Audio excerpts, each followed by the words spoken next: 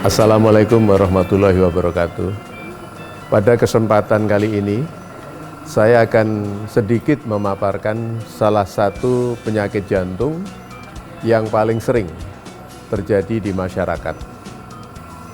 Serangan jantung atau sindrom koroner akut adalah suatu kegawat daruratan dalam bidang penyakit jantung, di mana jika tidak segera ditangani akan dapat menyebabkan kematian mendadak, atau masyarakat umum sering menyebutnya dengan masuk angin atau angin duduk.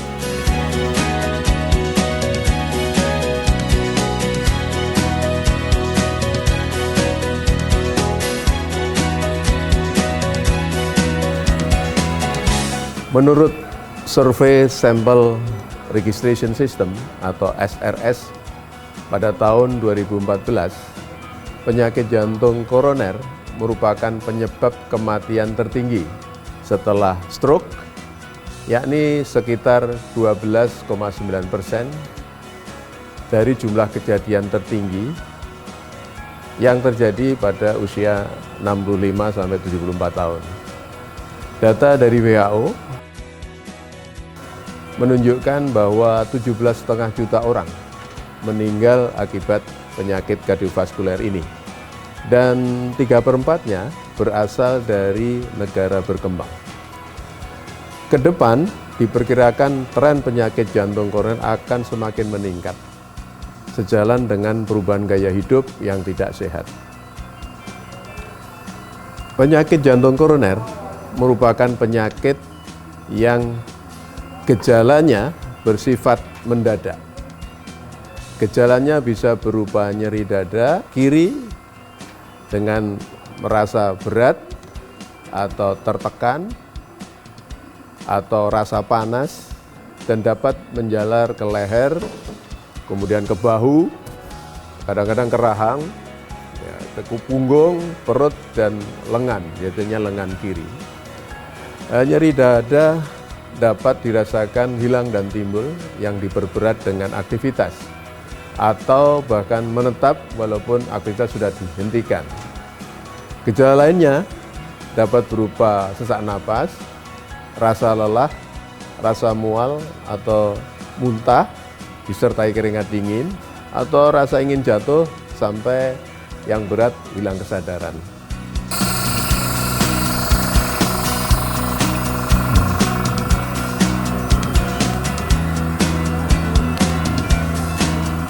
Faktor risiko serangan jantung antara lain laki-laki yang berusia 40 tahun dan wanita yang berusia 55 tahun atau sudah menopause. Faktor risiko yang lain adalah tekanan darah yang tidak terkontrol, kolesterol yang tidak terkontrol, merokok, penyakit diabetes, kurang aktivitas fisik, dan riwayat keluarga yang pernah memiliki serangan jantung atau stroke atau meninggal mendadak.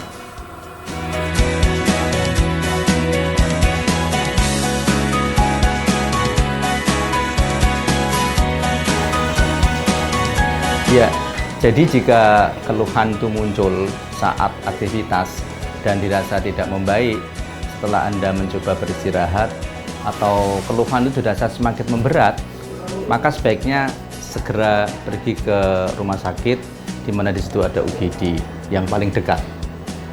Nyeri dada itu bisa muncul karena ada sumbatan di pembuluh darah koroner atau pembuluh darah jantung. Sumbatan pembuluh darah di koroner tersebut segera dibuka. Itu ada aturan mainnya.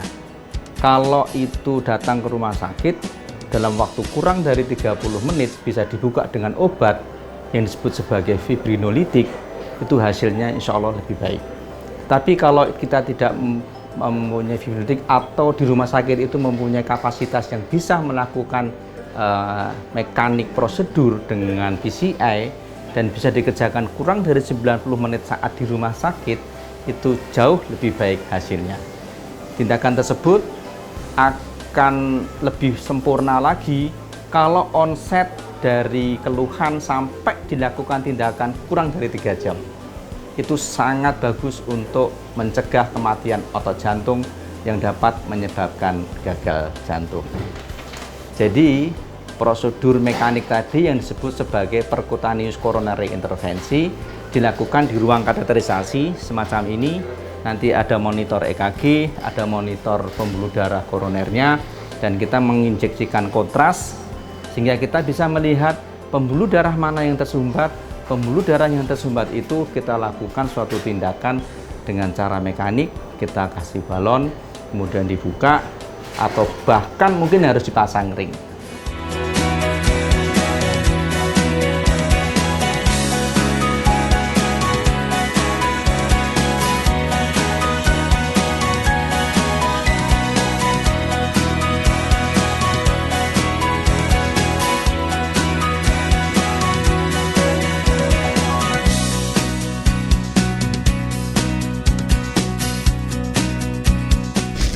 Selamat pagi. Jadi kita tadi sudah mengerjakan prosedur intervensi koroner.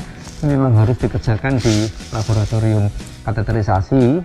Yang tujuannya tadi kita akan melihat pembuluh darah koroner di jantung dengan akses dari arteri radialis atau arteri femoralis dengan kateter, kemudian diinjeksikan dengan kontras sehingga kita bisa melihat kondisi pembuluh darah koronernya. Mana yang tersumbat? Nah, mana yang tersumbat di situ yang menyebabkan serangan jantung itu langsung kita sebut sebagai tindakan prosedur revaskularisasi dengan cara kita lakukan layering, kemudian diinflate dengan balon, tujuannya untuk membuka plak. Kemudian setelah ada aliran, kita lihat lagi plaknya seberapa.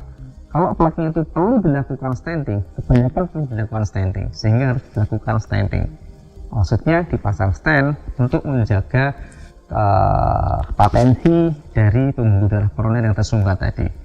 Yang lebih penting lagi adalah bukan prosedur intervensinya, tetapi bagaimana mencegah atau secondary prevention jangan sampai terulang lagi tersumbat dengan cara lifestyle modification, obat-obatan harus tetap diminum, kemudian hilangkan semua tindakan-tindakan yang tidak sehat, misalnya merokok, kurang aktivitas, sehingga olahraga itu sangat penting untuk mencegah serangan jantung ulang.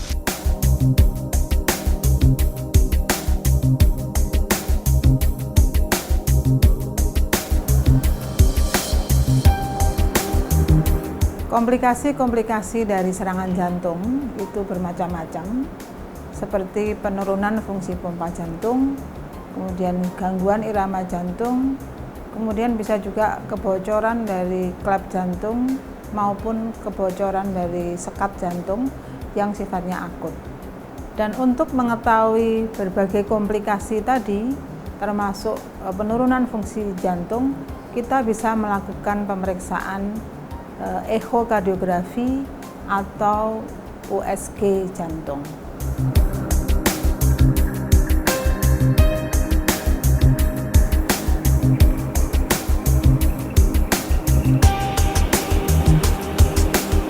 Echokardiografi merupakan prosedur non-invasif untuk mengetahui anatomi, fungsi, dan hemodinamik jantung. Dalam kasus serangan jantung, echokardiografi dapat digunakan untuk melihat abnormalitas gerakan otot jantung, seperti yang kita lihat dalam gambar ini, dan juga dapat bisa melihat komplikasi dari jantung yang lain, seperti pada kasus ini adalah kebocoran dari sekat jantung yang disebut juga dengan ventricle septal rupture atau VSR.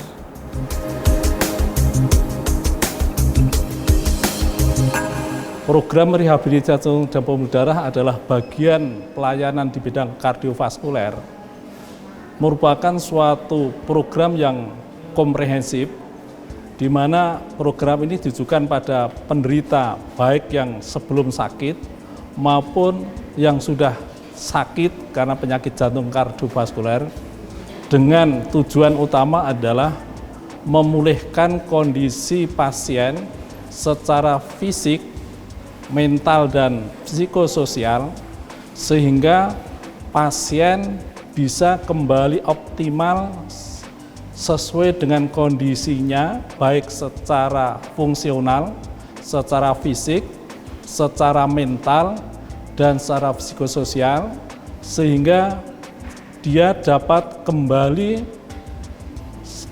ke kehidupan sebelum sakit, sehingga tujuan akhirnya adalah menurunkan mortalitas dan morbiditas penyakit kardiovaskuler. Nah, di dalam program ini kita kerjakan 4 fase. Fase 1 itu dikerjakan saat masih dirawat inap dengan harapan, dengan tujuan untuk memperpendek daripada fase dia rawat inap dan mempersiapkan dia fase 2. Jadi nanti setelah fase 1 pulang kira-kira 5 hari sampai 7 hari, baik itu serangan jantung, operasi dan lain-lain, semua penyakit jantung, gagal jantung dan sebagainya, kita masuk ke fase 2. Nah, fase 2 ini biasanya berlangsung antara 3 sampai 6 bulan. Di rumah sakit kita biasanya 1-2 bulan diteruskan di rumah. Kemudian kita evaluasi, tujuannya setelah fase 2 pasien sudah mandiri melakukan 7 komponen yang saya sebutkan tadi. Baik itu exercise, diet yang sehat, tidak merokok, obat-obat yang teratur, pengontrolan risiko, itu sudah dengan sadar, sehingga selama hidupnya dia akan hidup jantung sehat. Dan di fase 3, maintenance, itu sudah kembali ke masyarakat dan dia bisa bekerja berkelompok. Misalnya sekarang ada Yayasan Jantung Sehat, di situ bersama-sama melakukan aktivitas fisik, kegiatan bersama yang sifatnya prevensi jangka panjang. Sebagai kesimpulan bahwa program rehabilitasi jantung adalah program yang komprehensif yang meliputi program perubahan pola hidup, gaya hidup sehat, olahraga yang teratur, berhenti merokok, dan memakai obat-obat kardiovaskuler seumur hidup dengan kesadarannya sendiri.